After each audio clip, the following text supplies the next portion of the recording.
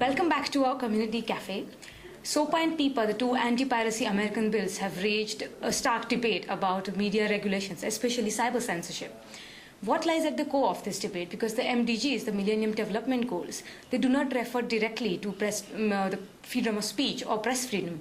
But I think the accessibility of information is a crucial part of empowering the citizens, and that is why it could address the inequalities and poverty in the society. To get to the bottom of the issue, we are today talking to a young Wikimedian, Dr. Dhaval Vyas, who is going to share his experience with the cyber censorship from an Indian perspective. So very warm welcome to you, Dhaval. Thank you. Could you tell us a bit about the connection that Wikimedia has with Wikipedia? Because I think Wikipedia is the widely known project, and Wikimedia is lesser known comparatively. Yeah, so let's say Wikimedia, I would say, is a background of Wikipedia, and rather than background, we would say it's an administrative branch of Wikipedia. So whatever we see or we use as Wikipedia is just Wikipedia.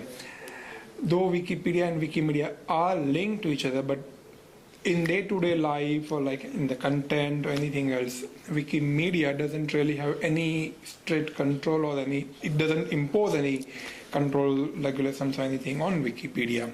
As in a nutshell, we can say Wikimedia is administrative branch, Wikipedia is the front end of it.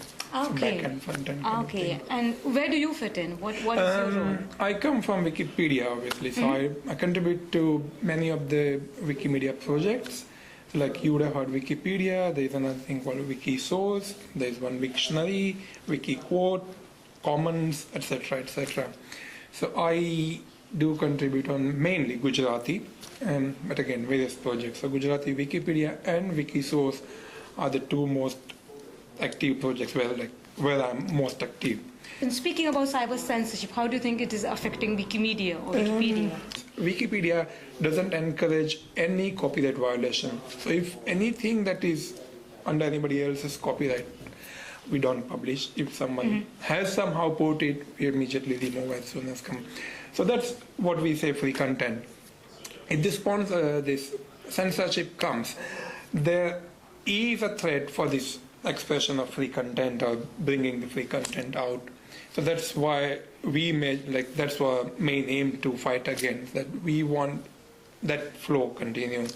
Also, if copyright law and this PIPA and SOPA kind of things comes in, maybe tomorrow more from different countries would come in, all this content which goes on Wikisource may be banned tomorrow, and then people won't be having access to it. And there's some other content that we use on Wikipedia, English specifically, which we call free use, or fair use, sorry.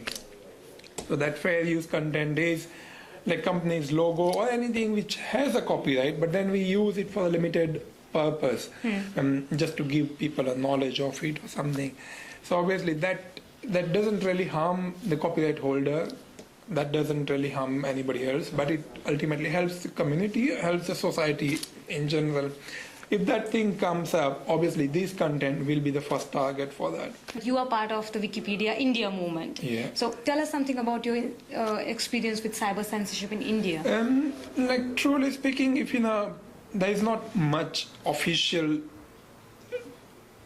to say, like official documentation or any laws or acts or anything which really prohibits or which puts censorship on any content in India. But it's catch-22 kind of situation. Wherever you cite it suitable for you, put a ban on it.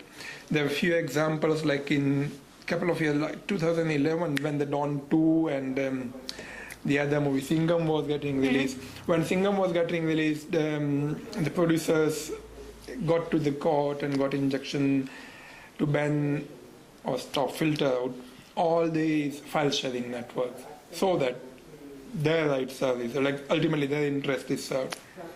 When Dawn 2 was coming, all the music sharing websites were blocked. Ultimately, very, very quickly that ban was lifted. But for the time being, ultimately what happened, it was no censorship, no censorship was required. Those things weren't really harming. Yes, copyright infringement might have happened in those cases for Dawn 2 or the other movies. I didn't really want to say example. These are the prime examples, so that's why we are naming the movies. But so when this kind of thing happens, everyone else suffers. If I'm a fan of old movie songs. I want to go to some website to listen to my old movie songs, but I can't listen because you don't want me to listen to your own two songs. So that's ultimately when you say censorship helps someone, but this is my human rights which are getting infringed there. Because in terms of government regulating the flow of information in India, Yeah. do you see any particular pattern in terms of what kind of content is regulated or how frequent does it happen? Probably what it is IT Act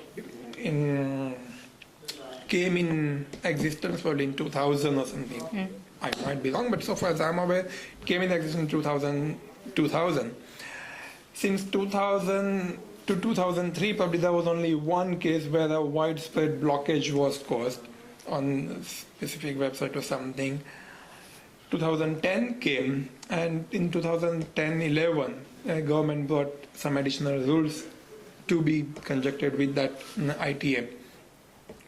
After that, this blocking increased. Ultimately, like one or the other, either the company or internet service provider or somebody or the other started blocking. These blocks again were not wide. Like one ISP, as I said, in the Don 2's case, only one internet service provider blocked those music sharing websites, not the other. So if it is really a law or something, it should have happened throughout the stratum, but it didn't happen. So the trend is clearly increasing as inclined to someone's specific own interest.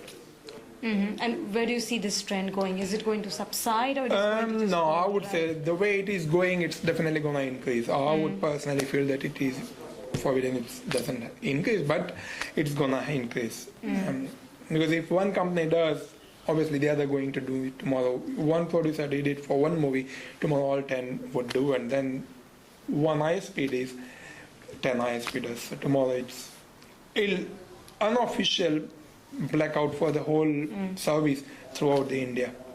Well, okay, on that cautious note, we are going to end this interview. Thank you very much, Thawal. That was really nice talking to you. And to get more updates on this issue, please visit on our website, that is gyanayatra.affp.org.uk. Thank you.